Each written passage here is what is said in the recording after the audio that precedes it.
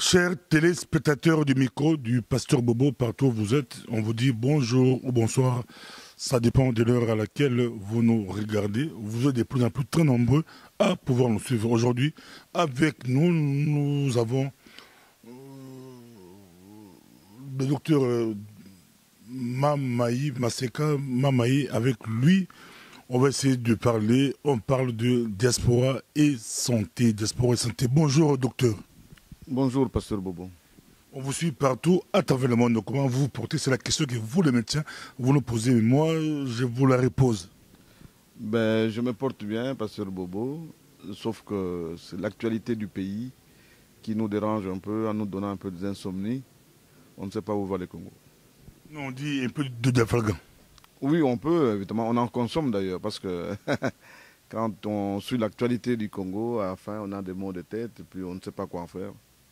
Diaspora et santé, il y a un problème qui touche aujourd'hui. On a parlé diabète, on a parlé cancer, on a parlé pas mal. Aujourd'hui, on va essayer de parler l'alcool. L'alcool. Est-ce que l'alcool nuit gravement à la santé? Est-ce que l'alcool c'est bon pour la santé? Dans nos fêtes, partout, il y a de l'alcool. Sans l'alcool, il n'y a pas de fête. L'alcool. Oui, l'alcool, il faut vraiment en parler pour nous qui sommes africains, pour une raison que je vais donner tout à l'heure. C'est que souvent, nous les Africains, nous avons des hépatites chroniques.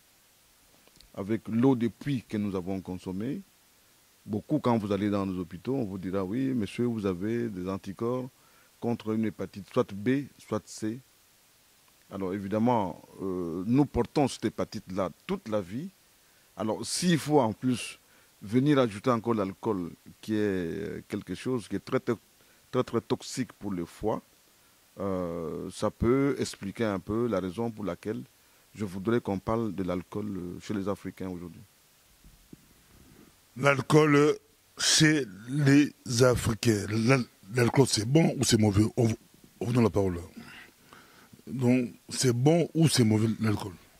Mais l'alcool c'est bon, parce que comme la Bible dit, le vin réjouit le cœur par exemple. Mais il ne faut pas en abuser. Il y a des moments où l'alcool peut devenir mauvais.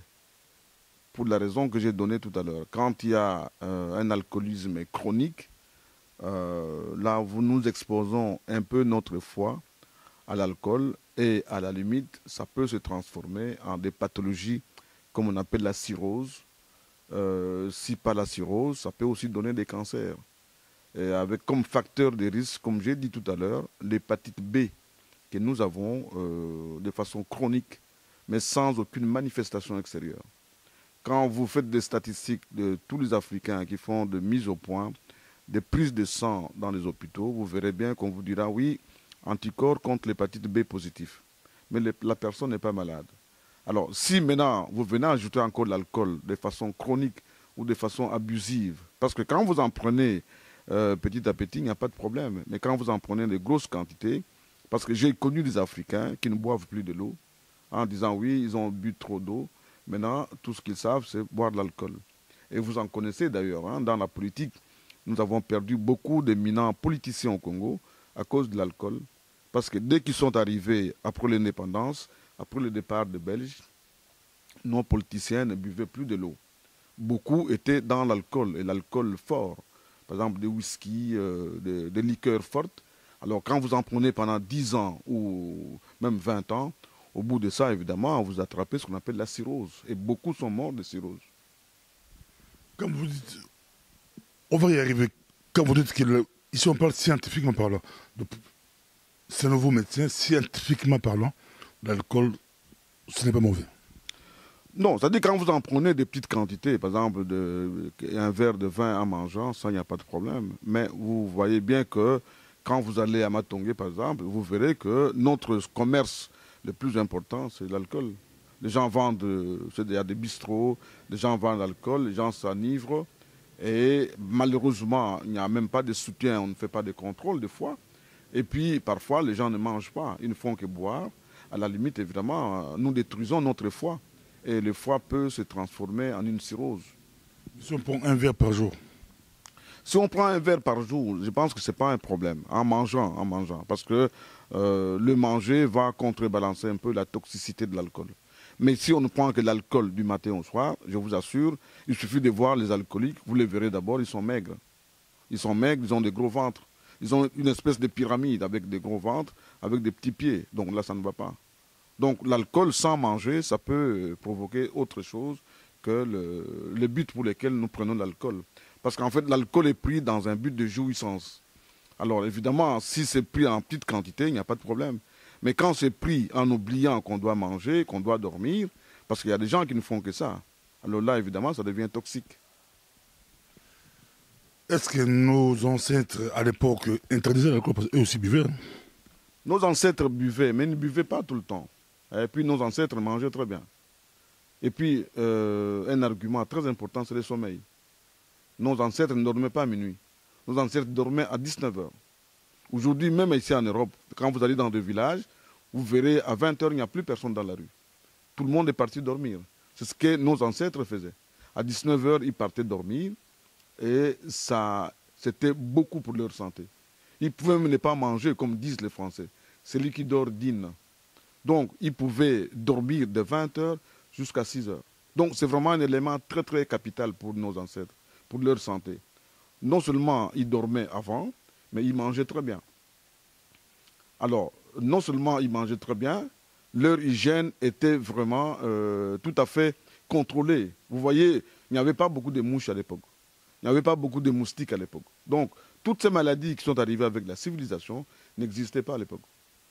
Donc, nos ancêtres étaient en bonne santé. Et en plus, ils ne buvaient pas beaucoup. Hein. Ils buvaient quoi? Le vin de palme, ben, ils n'en buvaient pas tous les jours. Parce que le vin de palme, on n'en produit pas tous les jours. Il y a des périodes où on produit des vins de palme, il y a des périodes où on n'en produit pas. Une question qu'on pourra se poser, pourquoi aujourd'hui l'État, le gouvernement n'interdit pas qu'on puisse encore fabriquer de boissons alcooliques? Mais on ne peut pas interdire parce que c'est un aspect économique. C'est un aspect économique. Quand vous allez ici dans des monastères, il y en a qui produisent de l'alcool. Donc c'est un aspect très très économique.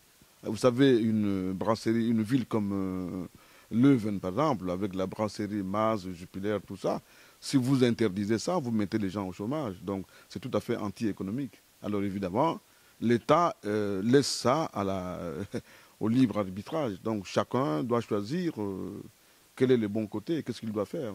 L'État ne peut pas interdire, c'est comme la cigarette. On ne peut pas interdire. Si votre mari, votre papa, votre fils, votre fille, votre conjoint est alcoolique, que faire? Mais je pense qu'il faut voir les conséquences que ça peut avoir. N'oubliez pas que j'ai parlé de la cirrhose, mais l'alcoolisme peut conduire à l'impuissance sexuelle aussi. L'alcoolisme peut conduire à beaucoup de maladies, hein, notamment l'amaigrissement, notamment avec comme conséquence la tuberculose. Donc toutes ces maladies qui se greffent sur une diminution de l'immunité, c'est ça le rôle de l'alcool. L'alcool diminue l'immunité de votre organisme. Parce que vous ne mangez pas, vous n'apportez pas de protéines, à la limite, l'alcool détruit et puis ralentit notre immunité. Donc, le système de défense immunitaire diminue et vous devenez sensible à toutes les maladies, notamment pour nous les Africains, c'est la tuberculose qui est la maladie la plus à craindre quand il y a une diminution de l'immunité. Et d'ailleurs, vous savez très bien que même ici en Europe, quand on voit un Africain avec des pathologies respiratoires, la première chose qu'on va chercher, c'est soit à retenir la tuberculose ou bien à exclure la tuberculose. Donc, l'alcoolisme peut conduire à de multiples pathologies, notamment la cirrhose. Ça peut aussi donner ce qu'on appelle l'hépatite toxique. Hein. Ça peut aussi donner l'ictère, donc la jaunisse. Ça peut aussi donner l'impuissance sexuelle. Ça peut aussi donner d'autres maladies, comme la tuberculose, à cause de l'amaigrissement et le fait que le système de défense immunitaire est perturbé avec l'alcool. Donc, selon vous, tout alcoolique est impuissant sexuellement parlant? C'est-à-dire que, pas du coup, je pense que l'impuissance ne s'installe pas comme ça brutalement. C'est au fur et à mesure. D'ailleurs, vous sentirez très bien que les alcooliques n'ont pas une bonne santé. Vous les verrez très bien qu'ils sont affaiblis, ils dorment tout le temps, ils oublient même de manger. Donc ça, c'est vraiment le signe de la fatigue.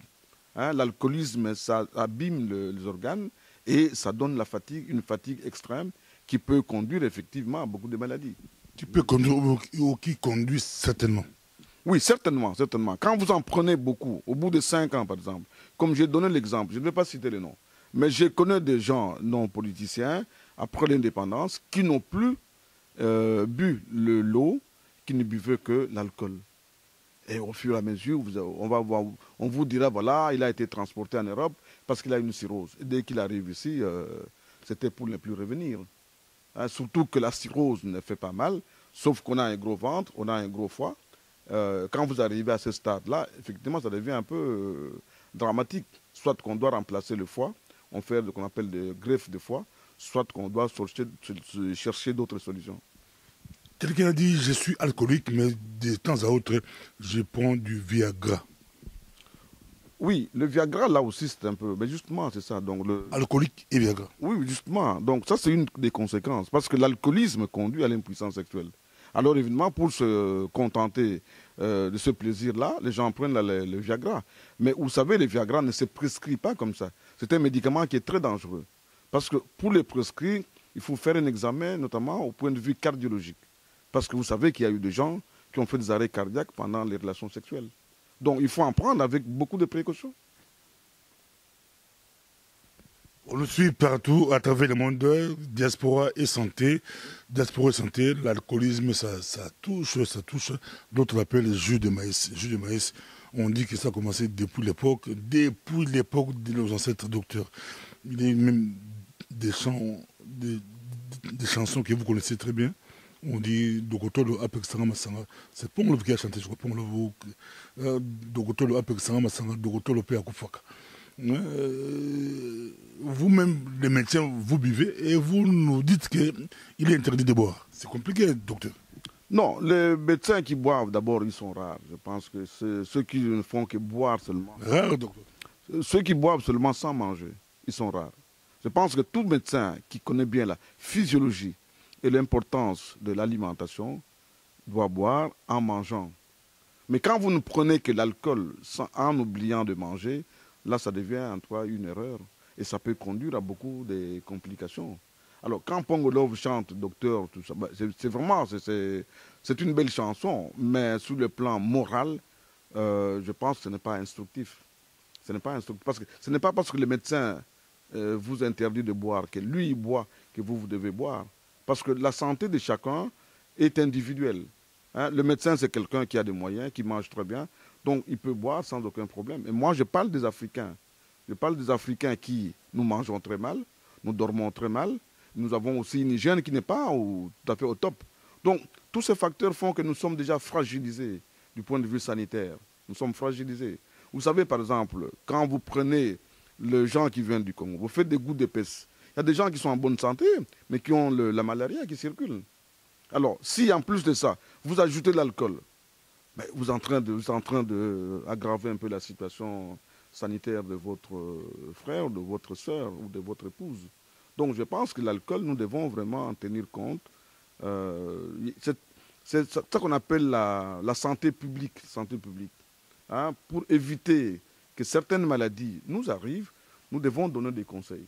Donc, les églises africaines qui interdisent complètement de toucher, même de prendre la bière, ils ont raison. Moi, je ne suis pas pasteur. Je pense que... Vous, comme médecin, regardez médecin. Moi, avec le regard de médecin, le regard scientifique, je ne peux pas interdire l'alcool complètement.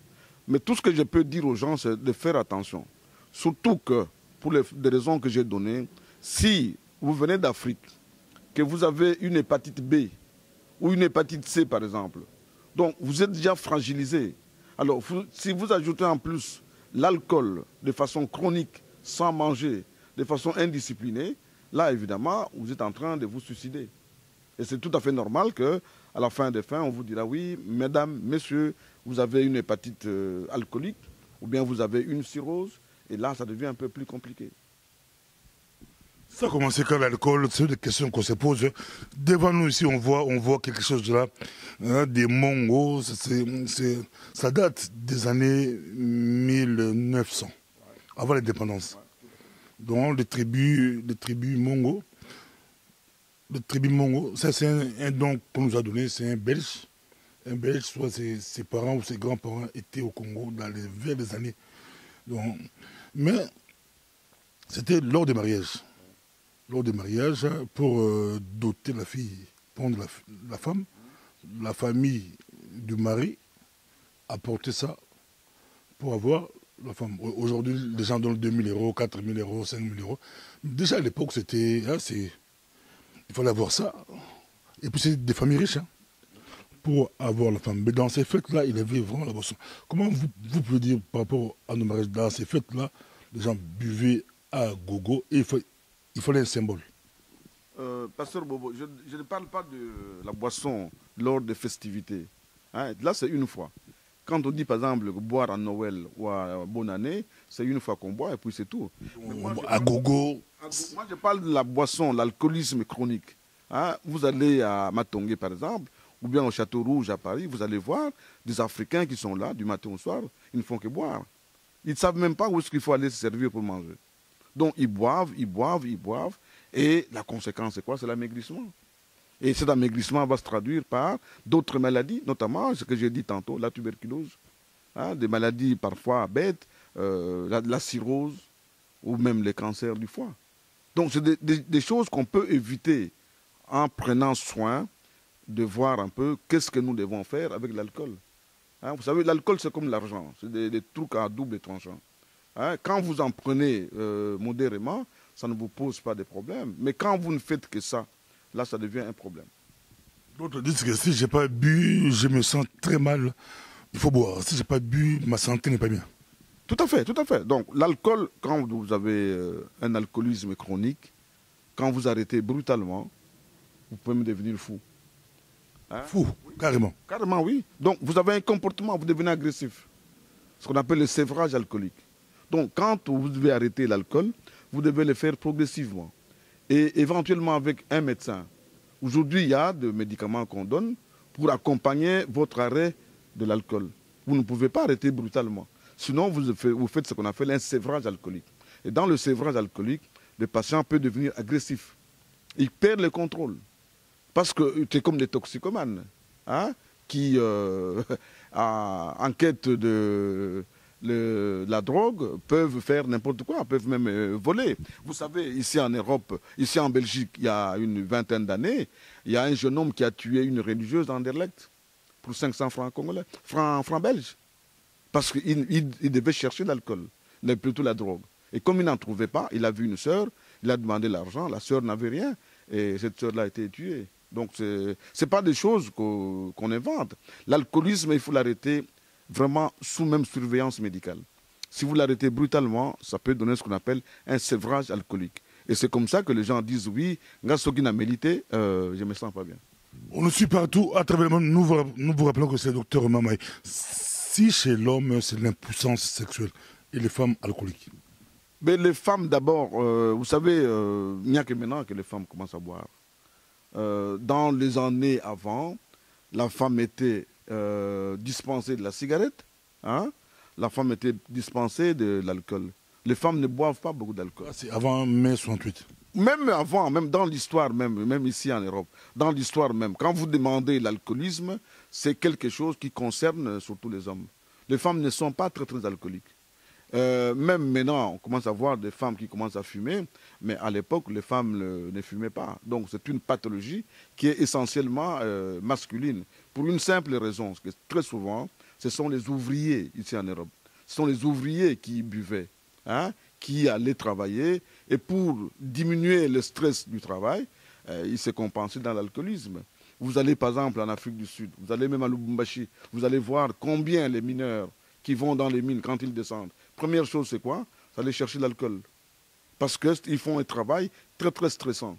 Et dans ce travail-là, vous ne verrez pas de femmes. Donc, c'est une pathologie qui concerne surtout les hommes.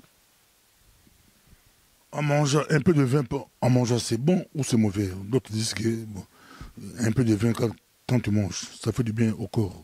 Ici, je parle de scientifiquement. Scientifiquement parlant.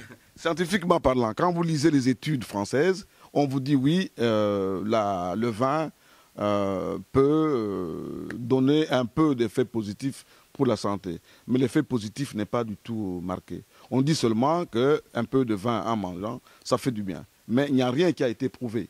Ça, ce sont les littératures françaises. Maintenant, il faut voir si c'est du marketing commercial ou bien des vraies études scientifiques. Parce que les vraies études scientifiques, on n'en a pas encore fait. On n'en a pas encore. Parce qu'il faut demander la permission des gens qui boivent. Vous faites des paramètres, vous dosez des paramètres pour voir un peu ce que ça donne au bout de 5 ans, au bout de 10 ans, au bout de plusieurs années. Mais sur le plan littéraire, il y a des publications françaises qui disent qu'un peu de vin en mangeant, ça fait du bien. On le suit partout, à travers le monde. Il ne faut pas abuser. On dit un peu du vin. Même la Bible, Paul avait dit à Timothée seulement, prends un peu de vin pour ton estomac. Pour l'estomac, ça peut faire quelque chose. Oui, ça c'est Paul qui l'a dit. Hein. Il a dit à qui? Mais tiens, même, pour l'estomac, ça peut faire quelque chose. Je pense que ça n'a aucune... Le verset, Paul s'est trompé. Non, il ne s'est pas trompé. Mais je pense que, comme j'ai dit tantôt, un peu de vin, ça donne un peu de la bonne humeur. Peut-être que c'est ça que Paul pouvait dire. Mais sur le plan scientifique, le vin ou l'alcool n'a pas d'effet positif sur l'alcool. Au contraire, quand vous analysez scientifiquement, l'alcool c'est quoi? C'est sur le plan biochimie. L'alcool c'est le radical OH. Quand vous prenez l'acidité gastrique, c'est un pH qui est acide. Donc quand vous mélangez le OH et le pH acide, ça peut se neutraliser. Donc c'est peut-être ça scientifiquement que Paul pouvait dire. Mais à l'époque, je pense que Paul n'avait pas fait des études scientifiques pour dire ça. C'est sur le plan humeur, parce que le vin vous apporte de la bonne humeur. Hein? Vous voyez, quand les gens boivent, ils deviennent contents. Même s'ils n'ont rien, ils deviennent contents. Donc c'est sur cet aspect que Paul pouvait dire à Timothée pour prendre un peu de vin pour ce monde. J'ai une blessure, je mets du vin, ça calme. Oui, c'est ce que j'ai dit. Donc, en fait, vous savez, dans le vin, il y a le radical OH, l'alcool. Même d'ailleurs, à l'époque, pour opérer les gens, on leur faisait avaler l'alcool. Hein. Donc, avec l'alcool, on t'endort et puis on te perd. Donc, il y a probablement un facteur, pas probablement, il y a un facteur qui fait que quand vous vous blessez, vous mettez de l'alcool, ça peut servir d'antiseptique. Quel conseil, pour terminer, quel conseil pouvez-vous donner? Un petit surtout, tout le lingala tamuke, tamu lingala muke, de gambuya bok, ma sanga penza. Mais tu as rappelé, bozo mon la simbi sabre, bomoni sabre, awa. Bomoni un micro du passeur, bozo en direct, bozo l'andango. La simbi sabre, il y a les dons, bah, pesé na micro du passeur, bobo. Zara ba beige, mon délai. Bakoko nae, bah, pendant la Congo avant 1960. Donc, bomoni yango na sabre. Koto bomoni zali, hein. Et donc, bazaro pesa, ça ma cuivre, ça pèse donc. Dans Baliba, il y a Bamongo, soit il y a Bamongo, il y a Bamongo, ceux qui bakoba la mosi, bazaro kumba. Les lobes, c'est comment la mosi, au komi kota libala, yomoko. Au côté libala, au fait les gars, nous on a. Mais tant qu'on a, bah il continue. Moi, ça que nous on a été, il faut famille, bah il pense ça. Bah si, bisous na poto, tout le monde cohabitation légale, cohabitation. Bah fandi la bombe bandi, puis la monnaie, bah la mine, bah bandara vie. Mon d'accord traité, il y a bisous faut beaucoup ta, il faut moi symbole ça. Bah ça la bisous milika makolangwa, bi milangwa masanga. Docteur abisu masanga ça m'a beto zoka moki masanga comme sous ma b na bato ba mina jeu de maïs. Bah on doit belle ba fandi bandako. Docteur le bilemo bomina masanga, bilemo boze perception masanga. Na fait yomo la na coin, c'est pas il mai docteur boy mai. Ozui champagne. Non. Bah riche ba mina champagne. Oui, tout à fait. Yango na lobby quoi, na lobby na bisu africain, hein. Tous a déjà na maladie moko to yaka nango na Afrique. On va bengi hépatite, hein. Pour bisu la plupart to melaki maya mabulu. Mai wana la kana hépatite B. Et ce qu'on a ba hôpitaux minga hein tali ba résultat, il y a plus de sang africain, au moins hépatite B+, hépatite C+. Donc hépatite B wana ezali malade moko viral et attaquaka foie. Alors, si qu'on a lobby, ce qui meli masanga de façon incontrôlée, hein, pendant plusieurs années, on l'a bien été, on l'a bien été. Donc masanga wana ekoki ko pesa ba complication au niveau foie. Donc, et sangani na hépatite B ozaki nango, na masanga ozomela, et koki kopé ça, cirrhose, et koki pe kopé ça sur le plan sexuel, impuissance sexuelle. Yo moko motolobi ke na melaka masanga na koluka Viagra. Au monde, par exemple, muta moins de 30 ans ou moins de 40 ans, amelaka masanga, ayebso docteur ngai moyete est-ce que komela ngai kiso. Alobi non, kiso wana ezali pona bato ba komi na ba 65 ou na ba 70 ans. Mais yo mona moke ndenge nino komela Viagra. C'est que probablement que abimaki à détruire le système sexuel na ba masanga et conduisaka na côté il y a impuissance sexuelle. Yango na lobby bisu bato zali on a poto faut faire très très attention. Donc le bagi ke ba koko na bisu bazaki komela. Bazaki komela oui et puis ba komela tout le temps té. Alors bango bazaki komela mais il faut toyeba très bien que ba koko na bisu bazako la mingi. Bazako lia pe bien. Hygiène na bango ezalaki bien. Ba moustique bazalaki té. Mais siko e komi kene na Kinshasa okomona maladie za na porte nyonso. Bangongezo frappé zo luka. Nana koloka. Donc au lieu de luka ba maladie par bandoki, il faut aussi faire attention de façon que tout le monde a bandoki partout.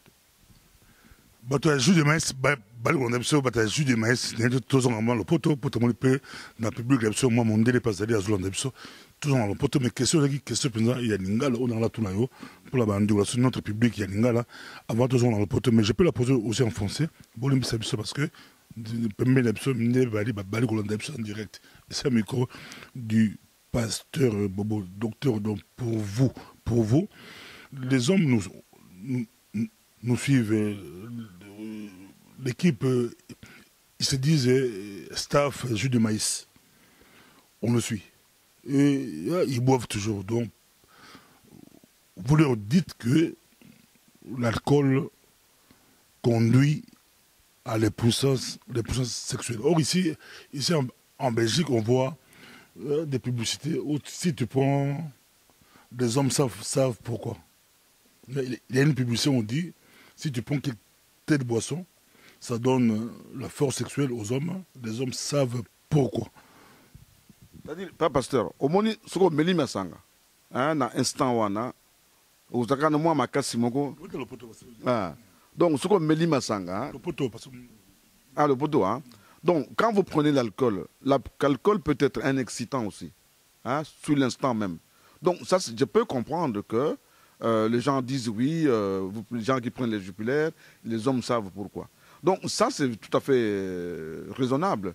Mais moi, je parle de l'alcoolisme chronique. Des gens qui ne font que boire du matin au soir, qui ne mangent pas, et qui ne dorment pas bien, et qui, à la limite, ont sur leur organisme des maladies qui sont en Afrique de façon chronique, comme l'hépatite B, comme l'hépatite C. Donc quand vous mélangez l'hépatite B et l'hépatite C et l'alcoolisme, dans plusieurs années, si vous ne faites que boire sans manger, vous pouvez vous affaiblir et en s'affaiblissant, votre foie peut devenir cirrhotique. Non seulement cirrhotique, mais il peut aussi provoquer un cancer. Nous avons d'ailleurs des gens d'un certain jeune âge qui sont devenus cancéreux. Et quand on voit dans les facteurs de leur vie, c'est l'alcoolisme qui a provoqué ce cancer du foie. Surtout quand l'alcoolisme est associé à l'hépatite C, pas B, à l'hépatite C, on peut avoir ce qu'on appelle les cancers du foie. Donc c'est comme ça que je tiens vraiment à dire aux compatriotes, pour que nous puissions éviter ça. Je préfère qu'une maladie peut venir, mais si on peut l'éviter, il y a moyen de le faire. C'est pour ça que je viens vous informer que l'alcoolisme chronique peut conduire à des maladies qui sont aussi de mauvais pronostics. Ça a été un plaisir pour nous de vous avoir avec nous, mais on va quand même vous laisser 2-3 minutes. Que faire face à l'alcool? Que faire? L'alcool nous tente, l'alcool. D'autres disent un petit verre juste. Moi, je ne prends pas beaucoup, je prends que des week-ends. Mais vous dites que c'est l'alcoolisme chronique qui est très mauvais. Mais il n'y a pas 201, il n'y a pas 302. Ça commence toujours par one bière. Et les femmes nous suivent, c'est les femmes Est-ce que les femmes doivent interdire à leur mari de prendre de l'alcool parce que ça a des complications qui peuvent compliquer les couples, ça peut même amener au divorce. Je vous laisse terminer la vidéo, docteur. L'alcool. Mais l'alcool, justement, ça c'est le point par lequel nous allons terminer. Quand vous allez dans des couples, il y a beaucoup de divorces à cause de l'alcool. Parce que imaginez-vous, par exemple, quelqu'un qui a été boire, qui s'est saoulé, qui arrive à la maison, qui commence à faire pipi dans toute la maison. Mais quelle est cette femme qui va supporter ça? Non seulement il fait pipi dans toute la maison, mais la femme sait très bien que son mari qui a pris de l'alcool pendant 5 ans, pendant 10 ans, au fur et à mesure que ça avance, les relations sexuelles deviennent un peu calamiteuses. Donc, les facteurs qui les unissaient n'existent plus. Alors évidemment, ça va ouvrir les portes à des femmes, soit aller voir ailleurs, soit carrément demander le divorce. Donc effectivement, ça c'est un aspect social de l'alcool. Hein, l'aspect négatif social de l'alcool, c'est le divorce qui est aussi une conséquence de rapports entre hommes et femmes et qui peuvent alors devenir mauvais. Les rapports deviennent mauvais. D'autres restent même nus devant les enfants. Oui, mais justement, c'est ça. Donc, quand quelqu'un a bu, on devient un peu incontrôlé. Donc, il y a des ajustements. Et puis, la femme connaît son mari. Quand son mari a bu, les gens ont parfois des gestes incontrôlés. Même le langage, sur le plan verbal, même sur le plan physique, les gens ont des langages, des comportements incontrôlés. Et c'est ça qui fait que souvent, quand madame sait que mon mari est sorti, elle ne va pas dormir, elle va l'attendre jusqu'à ce qu'il arrive. Et dès qu'il arrive, elle va savoir un peu comment il va se comporter. S'il est calme, ça va, mais s'il commence à parler déjà à la porte, hein, pour dire, à crier, alors la femme va comprendre que oui, voilà, probablement que mon mari a bu, donc je dois prendre des précautions pour essayer de les contenir. Donc, si on a Kinshasa, tant qu'on a jeune balamike, ils allaient au monde dans le quartier, papa va voisin, soit l'angoué masanga, avant de bina, avant de tambla kuti, bina dans le quartier, bobe te maboko, bozo landaye, à panzaga balara, à panzabala, soit l'angoué, quartier n'ingani, bozo landaye la parabala, donc vous kuti, à ce panzabon. Il y a un lobby pas, pasteur, en français, non, c'est ce que j'ai dit en fait, hein, c'est que l'alcool, quand on est surtout ivre, on devient pratiquement incontrôlé. Hein, vous voyez par exemple quelqu'un, un exemple, à Kinshasa, on paye les gens, les ouvriers par exemple, de la Marsavco, on les paye, alors lui il prend l'argent, il va d'abord boire, et parfois en buvant, il peut se faire voler. Hein? Alors, qu'est-ce qu'il va dire à la maison? Il arrive là, on lui demande, mais où est le salaire? Parce que madame, elle, tout le monde attend le salaire. Vous arrivez sans salaire, ça devient calamiteux pour la maison. Ou bien sa deuxième femme, c'est le secret, il met beaucoup de bière, prend. Même une prostituée, donc tu prends l'alcool, tu vas chez une prostituée, pendant que tu dors, elle prend l'argent, et puis voilà, elle te fout dans la rue. Toi, tu rentres chez toi, tu mets la main dans la poche, il n'y a pas d'argent. Tu commences à inventer d'autres raisons. Donc, c'est des choses qu'il faut vraiment éviter. Ça, c'est l'aspect social de l'alcoolisme. Hein? Mais moi, là où j'insistais beaucoup, c'est l'aspect médical. L'aspect médical de l'alcool qui n'est pas du tout bien. Parce que même ici en Europe, vous savez, par exemple, quand on fait une greffe du foie, c'est une chirurgie qui demande beaucoup d'argent. Heureusement qu'on en fait ici, où les mutuelles interviennent. Mais imaginez-vous que ça doit se faire chez nous en Afrique, qu'on fasse une greffe de foie, mais vous avez de quoi vendre toute la famille, même vendre toutes les maisons, pour essayer de bénéficier de la greffe du foie. C'est une chirurgie qui est très très onéreuse, qui est très coûteuse. Donc s'il faut l'éviter, on peut l'éviter. Merci beaucoup. Ça a été un plaisir pour nous. D'abord, docteur, c'est vraiment très extraordinaire de revoir notre ami. Si vous voulez intervenir, vous pouvez venir intervenir, on va vous recevoir. Mais si vous avez des questions à poser, vous pouvez aussi poser. Donc le sujet est intéressant. Notre ami, il était parmi le public, il est avec nous. Bonjour. Bonjour, je me présente Alain. J'ai écouté une conversation, mais le système de vie a changé. En Europe, comme partout, les gens boivent de plus en plus. Pourquoi? Par difficulté. C'est comme des gens qui jouent beaucoup, parce qu'ils n'ont plus assez d'argent. Maintenant, si on dit si une personne boit, elle peut boire parce qu'elle est triste, un décès. Il y a tant d'excuses maintenant pour boire. Et ça, il faut éviter. Et vous-même, vous buvez, vous êtes alcoolique, vous buvez, c'est quoi? Combien de bières prenez-vous par jour? Oh, je peux prendre 3-4 bières, Verre ou bière? un verre de bière. Parce qu'il faut bien savoir que dans la bière, il y en a 2% d'eau.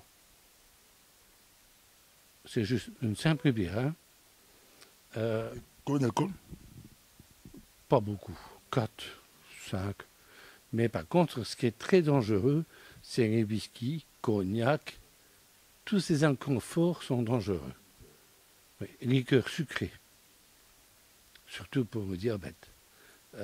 Maintenant, je connais beaucoup de docteurs, que j'ai des amis, comme j'étais coiffeur, donc je connais beaucoup de docteurs. Je sais que boire, si on boit déjà du matin très tôt, et du soir encore, on est alcoolique. Si on boit 3-4 verres par jour, et qu'on peut rester 2 jours ou 3 jours sans boire, on n'est pas alcoolique. Parce qu'on ne sait pas rester sans boire. Maintenant, pour le vin rouge, j'entendais en question, il paraît que le vin rouge est bon pour les artères. Il ne faut pas boire une bouteille. Hein. Maintenant, est-ce que c'est vrai ou pas vrai? Je ne sais pas. C'est la question que le docteur va répondre. Si tu as des questions, tu peux directement poser. C'est la question que le docteur va répondre. Je passe d'abord le micro. Vous avez suivi la réaction du monsieur? Pasteur Bobo, monsieur. Voilà, donc on parle du vin rouge qui serait bon pour les artères. Je dis tantôt que ce sont des études françaises. Donc la France est un pays qui produit beaucoup de vin. Donc moi je n'ai pas vu une étude où on a suivi des gens qui ont bu. On a montré par exemple qu'ils faisaient moins d'infarctus au niveau des artères, ou bien ils faisaient moins d'AVC, ou bien ils faisaient moins de diabète. Mais on a dit seulement que le vin est bon pour les artères. Donc ça, c'est une étude qui a été faite. Mais alors, est-ce que c'est fait de façon scientifique ou bien c'est du marketing? Ça, je ne sais pas vraiment trancher.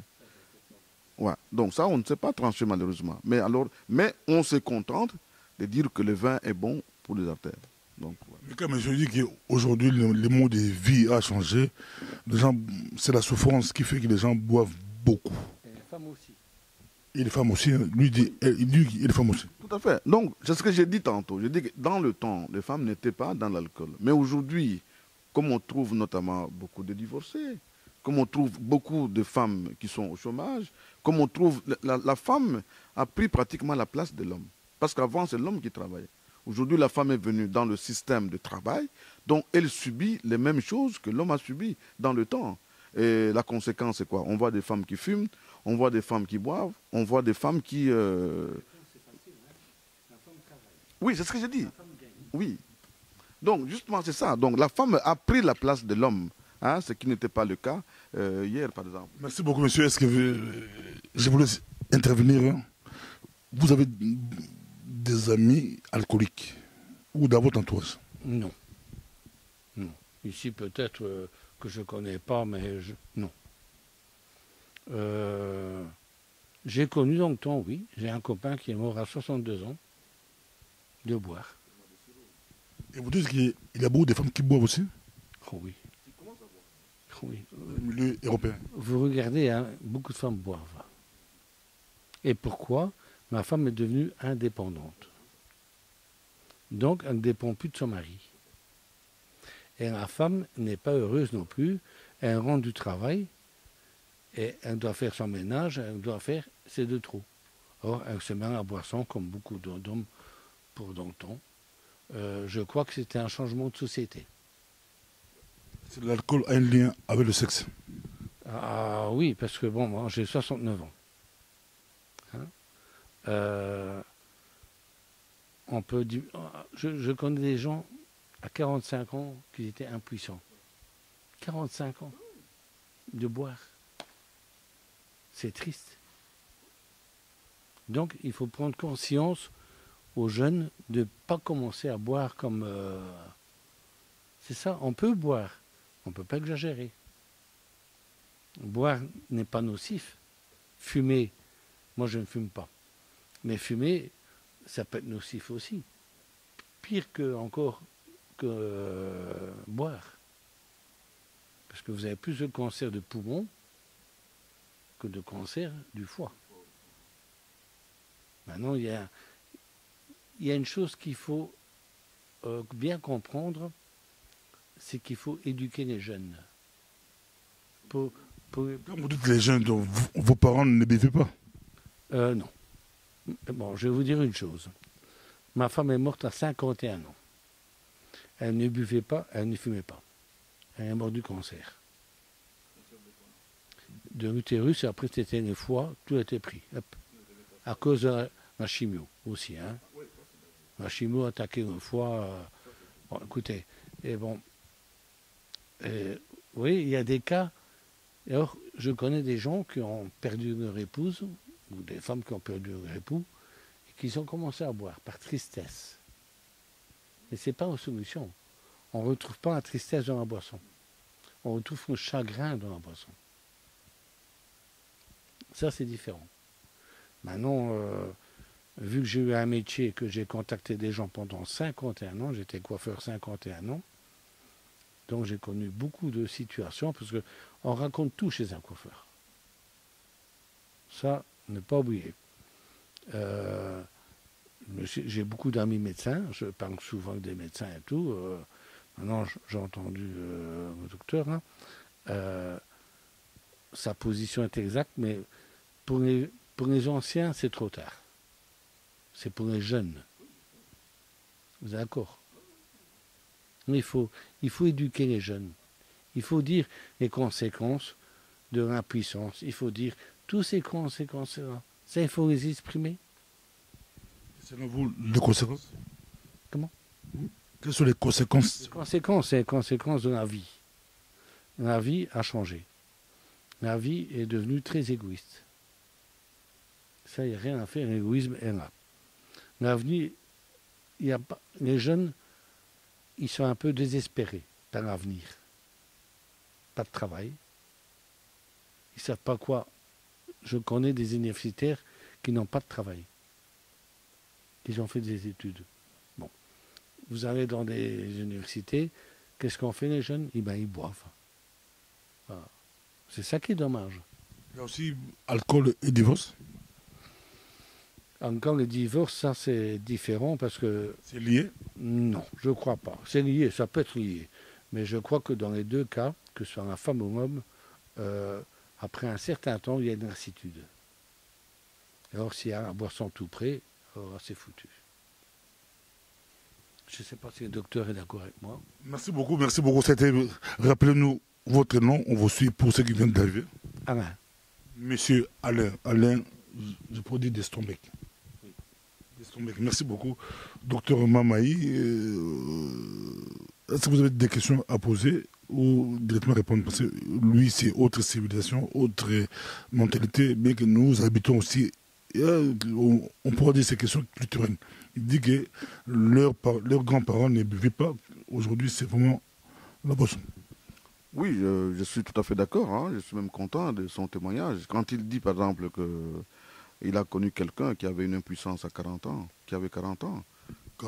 45 ans. Donc vous voyez très bien que c'est pas, on raconte n'importe quoi. C'est des choses qui sont vérifiées, qu'en fait, l'alcool détruit des nerfs, hein, notamment au niveau du système d'éjaculation. L'artère détruit ces nerfs-là et la conséquence, c'est l'impuissance qui s'installe. Quand vous êtes impuissant à 40 ans, vous allez courir derrière les médecins pour attraper des Viagra, tout ainsi de suite.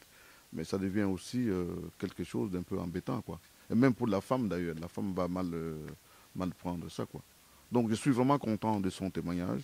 Évidemment, moi, je parlais de l'alcoolisme chez les Africains, en sachant que nous avons une lourde tâche que la plupart d'entre nous, nous sommes porteurs de l'hépatite B. Et que cette hépatite B reste avec nous toute la vie. Quand vous ne la provoquez pas, ça va. Mais quand vous venez ajouter l'alcool de façon chronique sur les foies avec l'hépatite B, ça peut entraîner d'autres conséquences, notamment la cirrhose ou des cancers. Merci beaucoup. À mercredi prochain, monsieur Alain. On est là chaque mercredi, si c'est possible, avec d'autres thèmes encore. On aura besoin de vous. Bonjour, monsieur Alain. À tantôt. Ça a été un plaisir pour nous d'avoir docteur Mamaï et puis avec notre invité surprise, monsieur Alain. À la prochaine. Merci. Que Dieu vous bénisse. Aujourd'hui, c'était des sports et santé. C'était l'alcool. Donc, prendre un verre, selon le docteur, c'est pas grave, mais quand c'est l'alcoolisme, avec beaucoup de méfaits, beaucoup de dégâts, ça détruit même les foyers, ça détruit les familles, ça détruit les couples. Il faut faire très, très attention. Merci, à la prochaine.